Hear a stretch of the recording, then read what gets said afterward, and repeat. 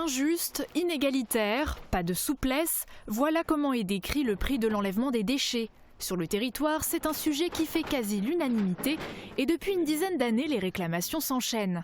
Ma demande, c'est que on donne à la communauté des communes, puisque c'est elle qui a la compétence, la possibilité de fixer un tarif haut, un tarif bas. Car les différences entre les citoyens sont parfois énormes. Les élus souhaiteraient donc ajouter un critère, le quotient familial. Contrairement à la redevance ou à la taxe, qui se base sur la valeur locative du logement. La loi, elle n'est pas parfaite, mais elle permet quand même d'apprécier la solution en fonction de critères qui sont différents et qui sont laissés au choix des gestionnaires. Mais la difficulté de mettre en place la redevance sur un territoire étendu est réelle. Et la taxe, elle est aussi inégalitaire. Mais il y a des mesures incitatives à prendre. Le résultat sera que tout le monde payera quand même. Pas de bonne solution pour les sénateurs. Et pourtant, certaines ont été évoquées par le passé. Ce qui a été proposé à un moment donné, c'est de mettre en place sur la taxe foncière un cliquet du bas.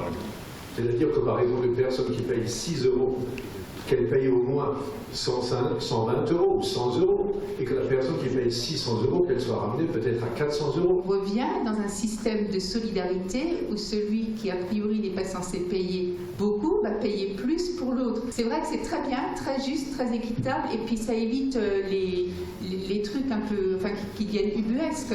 C'est vrai que ça a l'air très logique ce que vous dites, mais ça va poser problème au niveau de la concrétisation et du ressenti de la population. J'ai bien entendu vos questions. Donc, nous sommes en train de travailler sur un certain nombre de points actuellement. Je vous propose, puisque vous avez l'air très convaincu et déjà prêt à nous donner des idées, je vous propose de m'écrire.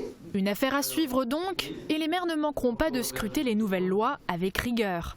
En parallèle, d'autres élus ont évoqué le problème des dépôts sauvages. Depuis peu, la loi Engagement et Proximité permet aux communes de dresser des amendes administratives. Mais à nouveau, la loi n'est pas parfaite. Encore faut-il identifier le ou les auteurs des faits. Bien sûr, d'autres thématiques ont été abordées lors de cette AG. En plus d'évoquer les doléances, l'amicale des maires de l'arrondissement permet de créer des liens entre les élus. Lors de ce rassemblement, un nouveau comité a été élu avec entre autres Marc Zingraf, Joël Veil, Armand Gillet, Vincent Setlager ou encore Benoît Kieffer. Céleste Lette, président sortant, reste membre d'honneur après 19 ans à la tête de l'amicale. En fin d'assemblée, il a d'ailleurs été félicité. Il reste encore à élire le nouveau président de l'amicale lorsque le comité se réunira à nouveau.